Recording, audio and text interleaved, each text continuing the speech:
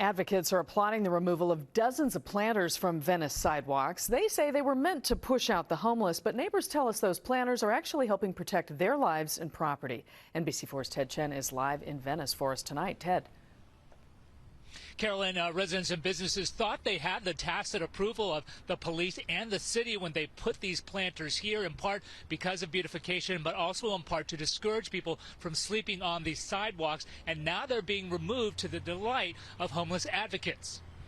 We should be growing food. To homeless advocates, these planters say keep out to those who sleep on the sidewalk, as do the signs nearby. And they're celebrating that the city began to remove them from Venice this week, this morning forcing their removal from the sidewalk in front of Lincoln Hardware. I was very happy to see them removed.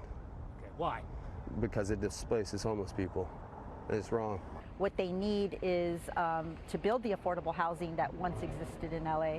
They need a sandwich. They need a kind word. But to residents and businesses, the planters are a message to a city that hasn't done enough to address the homeless crisis and their protection from the dangers they face every day. The city has to recognize that you can't allow the encampments right next to residents because of the late night noise, because of the trespass, because of the thefts, because of the car break-ins. So you need to provide these barriers. That's what the planter boxes do. They look great. In a statement, the city said, quote, these planters were built in the public right-of-way with no permit, standards, review, or maintenance agreement, as is required, and did not comply with ADA regulations. We need to take care of both situations. We need to get the homeless people off the street. We need to get the criminals in jail. The city needs to have a dialogue with residents. They shouldn't just come out, cite something, and remove it, as opposed to addressing the problem that generated the residents to spend their own time and money to put these in.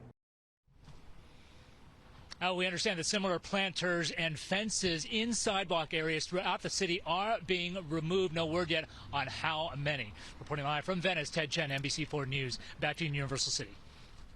All right, thank you, Ted. And NBC4 is committed to covering the homeless crisis with our Streets of Shame series. If you have a story idea, we want to hear about it. Just send us an email to tips@nbcla.com.